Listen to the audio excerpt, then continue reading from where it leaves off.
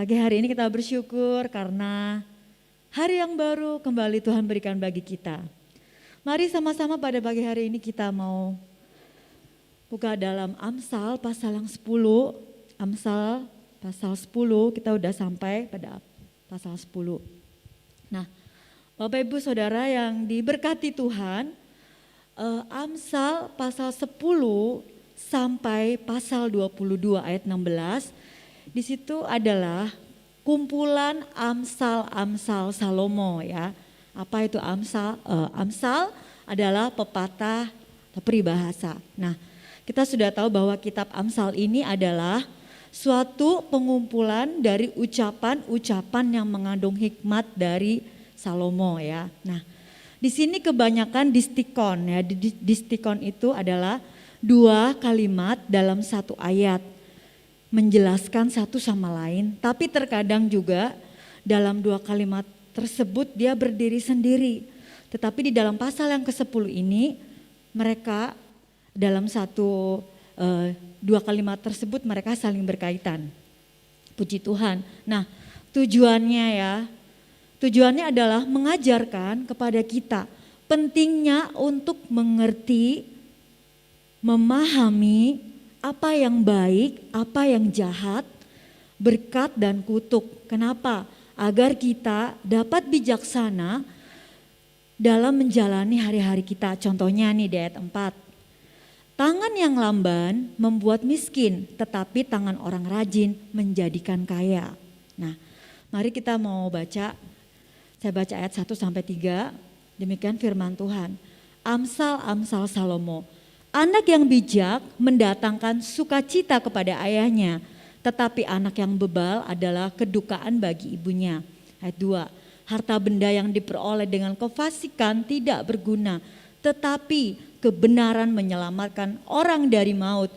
Tuhan tidak membiarkan orang benar menderita kelaparan, tetapi keinginan orang fasik ditolaknya.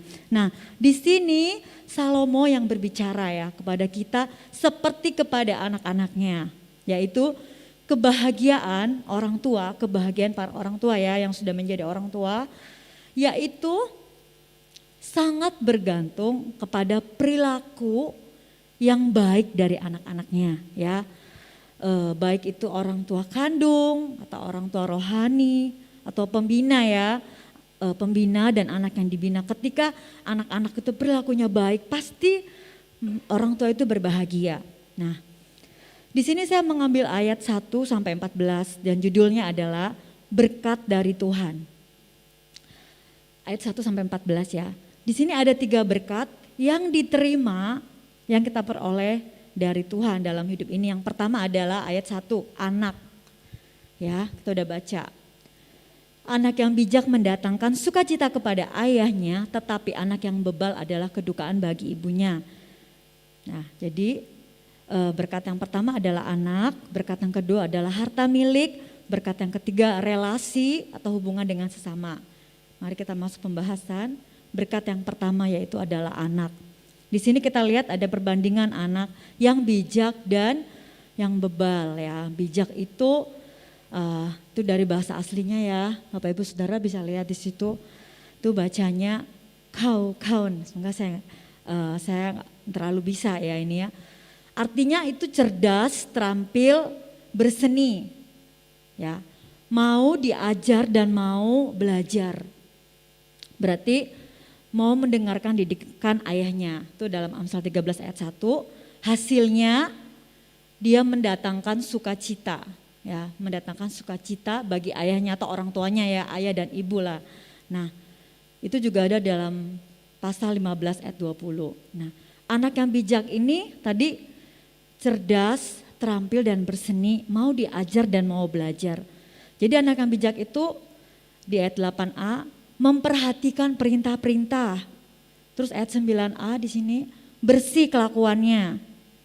Ayat 11 mulutnya itu jujur ya, ayat 11, mulut orang benar adalah sumber kehidupan, jujur, bicaranya jujur. Terus ayat yang 13 di sini di bibirnya itu ada pengertian, yaitu hikmat. Jadi itulah anak yang bijak. Nah, perbandingannya dengan anak yang bebal. Kalau bebal itu bahasa aslinya itu tulisannya seperti itu bacanya KSL gitu. Artinya itu bodoh, keras kepala, tidak sopan, tidak berguna, menolak untuk belajar. Tidak mau sehingga itu menjadi beban kedukaan buat ibunya. Kalau di sini menjadi kedukaan bagi ibunya atau menjadi kepikiran ya buat orang tuanya, menyusahkan hati orang tuanya. Nah, jadi anak yang bebal itu kelakuannya busuk, bicaranya bodoh, nggak dipikir dulu. Nah, pasti setiap orang tua ingin mendapat berkat anak yang bijak, amin. Nah, mari kita buka dalam Efesus 6 ayat 4. Efesus 6 ayat 4. Demikian firman Tuhan. Dan kamu bapak-bapak, janganlah bangkitkan amarah di dalam hati anak-anakmu, tetapi didiklah mereka di dalam ajaran dan nasihat Tuhan. Jadi orang tua untuk mendapatkan anak yang bijak harus dididik ya. Jadi kepada setiap bapak, orang tua ya, maksudnya di sini bapak juga ibu itu jangan membuat anak-anak sakit hati atau marah, tapi di terjemahan lain ditulis besarkanlah mereka dengan didikan dan nasihat dengan kemauan Tuhan, sesuai dengan kemauan Tuhan, atau besarkanlah mereka dengan memberikan latihan dan ajaran yang kamu pelajari dari Tuhan. Ya, itu firman Tuhan. Nah, ada lagi ini yang dari terjemahan Amplified Bible di sini. Para ayah jangan memprovokasi anak-anakmu untuk marah. Ya, maksudnya jangan membuat anak-anak itu marah sampai pada titik kebencian dengan tuntutan yang sepele atau tidak masuk akal atau menghina atau melecehkan. Gitu ya. Jadi jangan sebagai orang tua tidak hanya menuntut anaknya harus ini harus itu. Tetapi sebagai orang tua di sini harus mendidik, mengajar, memberikan contoh terlebih dulu. Ya, di sini juga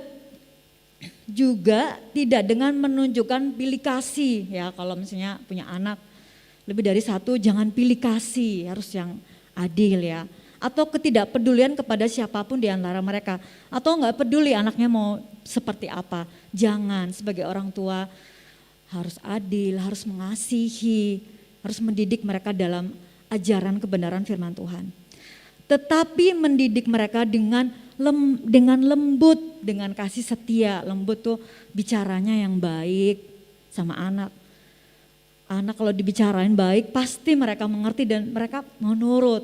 Ya, anak-anak juga harus dikasihi dan dengan kasih setia. Maksudnya nggak dimanja tapi diajarin yang benar. Kalau salah dibilangin salah, kalau benar ya dipuji, seperti itu. Jadi dalam disiplin dan petunjuk Tuhan, puji Tuhan. Orang tua harus mendidik anak-anak dalam kebenaran, yaitu ajaran dan nasihat Tuhan. Supaya anak-anak kita menjadi anak yang bijak. Orang tua harus mengajarkan, membimbing, memberi teladan, menjadi contoh terlebih dulu kepada anak-anaknya. Jadi seperti tadi dikatakan jangan hanya menuntut tapi harus memberi contoh. Kan anak melihat dulu ayahnya seperti apa. Ibunya seperti apa yang mereka lakukan. Maka mereka melihat dan mereka akan mencontoh. Puji Tuhan. Berkat yang kedua adalah di dalam ayat 2 sampai 6. Sini. Harta benda yang diperoleh dengan kefasikan tidak berguna. Tetapi kebenaran menyelamatkan orang dari maut. Tuhan tidak membiarkan orang benar menderita kelaparan, tetapi keinginan orang fasik ditolaknya. Saya loncat ayat ke-15 sampai 16.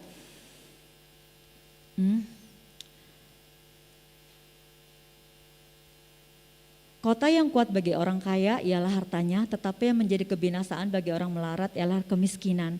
Upah pekerjaan orang benar membawa kepada kehidupan, penghasilan orang fasik membawa kepada dosa. Nah, di sini berkat yang kedua, harta milik. Jadi di sini adalah bijaksana dalam mengelola harta yang Tuhan percayakan. Bagaimana caranya di ayat 2 dan 3 tadi kita sudah baca. Di sini berarti kebenaran menyelamatkan orang dari maut. Tuhan tidak membiarkan orang benar menderita kelaparan. Jadi taat, hidup benar ya. Hidup benar adalah taat kepada firman Tuhan dan selalu mengandalkan Tuhan. Ayat 4 dan 5. Tangan yang lamban membuat miskin, tapi tangan orang rajin menjadikan kaya. Siapa mengumpulkan pada musim panas, ia berakal budi. Siapa tidur pada waktu panen membuat malu. Nah di sini caranya apalagi? Rajin ya, dan bersemangat. Kalau kita lihat di ayat 4 tadi, rajin. Terus mengumpulkan ya, kalau mengumpulkan itu kan harus sungguh-sungguh ya, dengan tekun. Jadi semangat, hidup benar, rajin dan bersemangat. Kalau kita lihat lagi ayat 6 ada berkatnya. Berkat ada di atas kepala orang benar. Nah, itu adalah janji Tuhan. Nah, Bapak Ibu Saudara yang dikasihi Tuhan, kita sudah di pasal yang 6, kita udah lewati di situ ayat 6 sampai 8 dibilang belajarlah kepada semut ya. Semut itu rajin, gak pernah menyerah ya. Kalau kita perhatikan semut ya, dia rajin gitu. Nah, contoh-contoh orang yang rajin, Yusuf, Rut, dan masih ada banyak yang lain. Berkat yang ketiga, relasi dengan sesama. Di sini ayat 7 sampai 14. Kenangan kepada orang benar mendatangkan berkat, tetapi nama orang fasik menjadi busuk. Ya, silakan nanti dibaca di rumah seterusnya. Bagaimana caranya untuk memiliki relasi dengan sesama? Caranya adalah menjaga hati. Kenapa harus menjaga hati? Karena hati ini adalah pusat ya. Dari hati itu keluar perkataan dan perbuatan, tindakan. Hati yang baik, perkataannya itu baik dan benar dan akan menghasilkan tindakan, dan itu memberikan kebaikan kepada sesama dan Tuhan berkenan. Sebaliknya, kebodohan, kelicikan, kebebalan dalam perkataan dan tindakan itu lahir dari hati yang tidak benar, hati yang jahat. Mari kita lihat dalam Matius, ini adalah perkataan Tuhan ya. Saya langsung Matius 12 ayat 33 dan 35. Jikalau suatu pohon kamu katakan baik, maka baik pula buahnya. Jikalau suatu pohon kamu katakan tidak baik, maka tidak baik pula buahnya. Sebab dari buahnya pohon itu dikenal. Ayat 35. Orang yang baik mengeluarkan hal-hal yang baik dari perbendaharaannya yang baik. Dan orang yang jahat mengeluarkan hal-hal yang jahat dari perbendaharaannya yang jahat. Nah, dalam Amsal 10 ayat 14, orang bijak menyimpan pengetahuan. Ya. Untuk apa? Untuk berkomunikasi yang baik. Ya, dalam kita berrelasi, berteman kita harus punya komunikasi yang baik. Kenapa? Supaya pertemanan kita itu bisa awet, bisa langgeng ya. Kita pasti senang kan kalau kita bisa punya teman yang awet ya kan. Supaya gak dimusuhin orang, kita kan pasti suka banyak teman, banyak saudara ya. Jadi kita harus menjaga hati kita agar kita menjadi orang yang berkomunikasi yang baik. Ya maksudnya berhati-hatilah kita dalam berkata-kata. Jangan asal bicara, kita pikirkan dulu kenapa. Karena itu juga bisa melukai orang lain. Dari kata-kata nanti ada tindakan. Nah puji Tuhan, Bapak Ibu Saudara yang diberkati Tuhan. Jadi ada 3 berkat. Yang pertama adalah anak yang bijak. Yang kedua adalah harta milik yang dipercayakan. Yang ketiga relasi ya, relasi dengan sesama.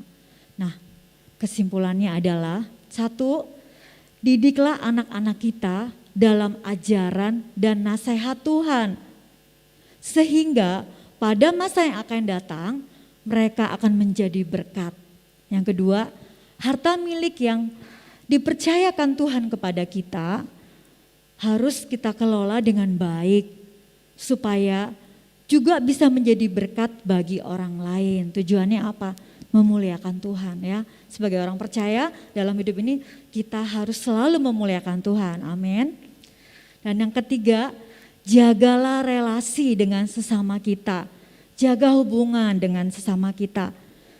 Niscaya suatu saat dia akan berbuat baik kepada kita. Maksudnya ya dalam hidup ini kita nggak tahu Suatu waktu kita butuh orang lain, butuh dia, karena kita punya hubungan yang baik, itu gak menjadi masalah. Puji Tuhan, firman Tuhan sampai di sini. Amin untuk firman Tuhan. Tuhan Yesus memberkati.